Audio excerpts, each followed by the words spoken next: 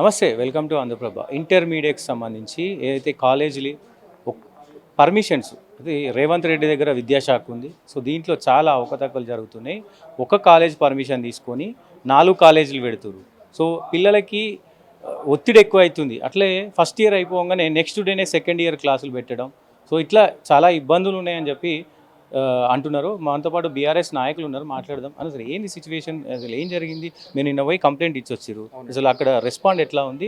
అసలు రాష్ట్రంలో ఈ ఇంటర్మీడియట్ కావచ్చు, ఈ ఎడ్యుకేషన్ వ్యవస్థ పరిస్థితి ఏంటి? ఇప్పుడు ఎట్లయిపోయిందంటే ఈ వ్యవస్థ విద్యా వ్యవస్థ అనేది మొత్తం కమర్షియల్ అయిపోయింది.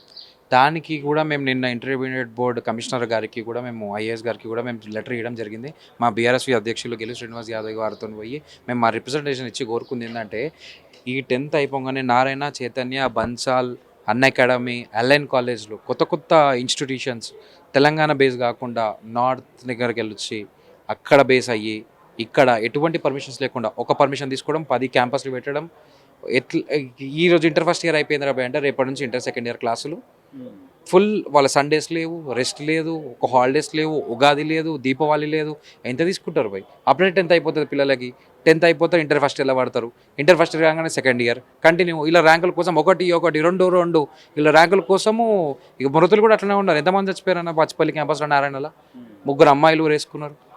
నారాయణలో ఎంతమంది చచ్చిపోయారు? మొత్తం ఏడాదిలో దగ్గర 35-40 మంది సూసైడ్ కేసులు అన్న విద్యార్థులది. తల్లిదండ్రులకి తర్వాత చచ్చిపోయిన తర్వాత అయ్యో ముర్రు అంటే ఏమవుతుంది? వీళ్ళ ర్యాంకుల కోసం వీళ్ళని బలి చేయడం. సరే ఇలా ఏమన్నా సిలబస్ చెప్తుర్రా అంటే సిలబస్ చెప్పట్లే. 10 క్వశ్చన్ పేపర్లు డైలీ, 10 క్వశ్చన్ పేపర్లు లాస్ట్ 5 years క్వశ్చన్ పేపర్స్ చదివిస్తున్నారు.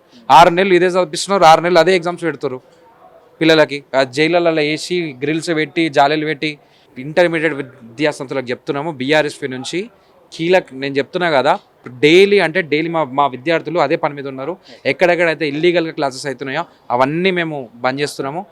డిఈఓ గారికి కూడా రిప్రజెంటేషన్ ఇచ్చినాము. మరి ఎన్నో కార్యక్రమాలు పిల్లలు చనిపోయకముందే మనం ఏదన్నా యాక్షన్ తీసుకుంటే బాగుంటుందని చెప్పి కూడా నేను ఆఫీసర్స్ని కోరుకుంటున్నా. గతంలో కేసీఆర్ ఈ విద్యా వ్యవస్థను కొంచెం భ్రష్టు పట్టించాడు. ఎందుకంటే కొన్ని విలేజ్లో ఉన్నటువంటి రూరల్కి సంబంధించిన ఏదైతే విద్యా సంస్థలు ఉన్నాయో అవన్నీ బంద్ చేసి సో ప్రైవేట్కి పెద్ద ఎత్తున పీఠం వేసింది అనేది చాలా వ్యతిరేకత ఉంది. సో దీన్ని ఏం చెప్తారు మరి? అన్న అప్పుడు ఎట్లుండే ఇప్పుడు ఎట్లుంది అన్న? ప్రభుత్వం రాగానే కొద్ది డెవలప్మెంట్కి టైం కావాలన్న. 100 గజాలలో ఉన్న స్కూలు ఈరోజు మీరు చూడొచ్చు. మా హైదరాబాద్లో కూడా అట్లాంటి స్కూల్స్ లేవన్నా.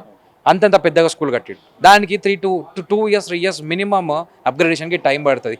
దీన్ని దృష్టిలో పెట్టుకొని కాంగ్రెస్, బీజేపీ కానీ వ్యతిరేకంగా దాన్ని పోర్ట్రేట్ చేసి ప్రజలకు పంపించింది. ఈరోజు చూస్తారు కదా మీరు, గవర్నమెంట్ అంటే అరే ఇట్లా చేసిర్రు ఎట్లుంది. ఆ రోజు అదే రాహుల్ గాంధీ పిల్లల కోసం అశోక్ నగర్ వచ్చినామని చెప్పి అన్నారు. రాహుల్ గాంధీ అశోక్ నగర్ వచ్చింది పిల్లల కోసం కాదన్న. ఇది రాసుకో, బావచ్ల దిన్నికి వచ్చిండు, ఆడేం కూర్చోలే, బావచ్ల లంచ్ వేసిపోయిండు రాహుల్ గాంధీ. దాన్ని పట్టుకొని రాహుల్ గాంధీ అశోక్ నగర్ వచ్చిరని చెప్పారు. నేను అక్కడనే ముషిరాబాద్ కాన్స్టిట్యున్సీలో నేను ఉంటా. ఇవన్నీ పోర్ట్రేట్ చేసి అది చేసి ఇది చేసే గెలిచారు ఇప్పుడు. కానీ ఏ పార్టీ వచ్చినా, ఇటు బీఆర్ఎస్ వచ్చినా, ఇటు కాంగ్రెస్ వచ్చినా, బీజేపీ వచ్చినా ప్రజలకి మంచి విద్య దొరుకుతలేదనేది సత్యం. సో దీని మీద మీరు ఏమంటారు? 100% మా గవర్నమెంట్ ఉన్నప్పుడే మంచి విద్య, మంచి పాలన అనేది అప్పుడే జరిగింది. గురుకులాల development, minority schools, residential schools మీరు చూసారు కదా. ఎన్ని స్కూల్స్ ఉన్నాయి మైనారిటీ రెసిడెన్షియల్ స్కూల్స్? సిటీలో ఎన్ని అయినాయి? గురుకులాలు ఎన్ని డెవలప్ అయినాయి? గురుకులాలు పోతున్నాయి అనేది రాంగ్ అన్న. ఒక దగ్గర స్టాఫ్ 10 members ఉంటే ఆ 10 membersకి ఇంకో సెంటర్లా కలిపించి 40 members ఉన్న దాంట్లో ఈ 10 members దాంట్లో కలిపారు. దాని మాత్రాన ఇది గురుకులాలు తీసేసారు అనేది కాదు, అది రాంగ్ నెగిటివిటీ పోయిట్రేట్ అయింది. నేను అదే చెప్తున్నా కదా. ఏంటంటే 10 members కోసం ఒక క్యాంపస్ని మెయింటైన్ చేసుడు, ఇది మొత్తము ఏమవుతుందంటే ఒక 10 మంది స్టూడెంట్స్ ఉన్నా అదే ఫ్యాకల్టీ కావాలి, అదే మెయింటెనెన్స్ కావాలి, అదే బడ్జెట్ రిలీజ్ కావాలి. ఆ 10 మందిని తీసుకోపోయి పక్కనున్న సెంటర్ జస్ట్ 6-7 kilometers అవే ఉన్న సెంటర్స్ కలిపారు అప్పట్లో. ఇదే అయింది. దీనివల్ల విద్యార్థులు అప్పుడు వాళ్ళ పిల్లలు కానీ వాళ్ళ తల్లిదండ్రులు కానీ హ్యాపీగానే ఉండే. ఏదైతే నెగిటివిటీ, ఏదైతే అపోజిషన్ లీడర్స్ ఉన్నారో పోయిట్రేటే నెగిటివిటీ చేసారు. అది ఇప్పుడు కూడా మీరు చూస్తున్నారు దాని ఎఫెక్ట్. ఇప్పుడు ఏముంటున్నాయి అన్న గురుకులాలు? ఇప్పుడు ఏమైనాయి? విద్యాశాఖ తన దగ్గరనే పెట్టుకుంది సీఎం. డెవలప్మెంట్ ఉందా? గ్రూప్ 1 మొత్తం ఫ్రాడ్. అసలుకి ఆ గ్రూప్ 1 ఏమంటారు నోటిఫికేషన్ ఏంది?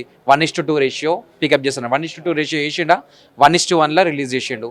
చెప్పండి ఇంకా ఎన్ని రికార్డింగ్ పెట్టుకోరు? రికార్డింగ్ చేసిరా? రికార్డింగ్ పైసలు అందరు కట్టిరు. విత్ ఇన్ 4 days 5 days నువ్వు ర్యాంక్స్ రిలీజ్ చేస్తావు. గెట్లున్న మార్కులు అట్లనే. కానీ గవర్నమెంట్ వచ్చినాక గత సంవత్సరం 60,000 ఉద్యోగాలు ఇచ్చినామని చెప్తారు. మరి బీఆర్ఎస్ 10 ఏళ్లలో ఉద్యోగాలు ఇవ్వలేదని చెప్తారు కదా. ఉద్యోగాలు ఇవ్వలేదు అన్నది చాలా రాంగ్ అన్న. ఉద్యోగాలు వచ్చినాయి కానీ వీళ్ళలాగా అట్ ఎ టైం అన్ని నోటిఫికేషన్ రిలీజ్ చేసుకొని దాన్ని భర్తీ చేయకపోవడము అట్లాంటివి ఏం లేవు.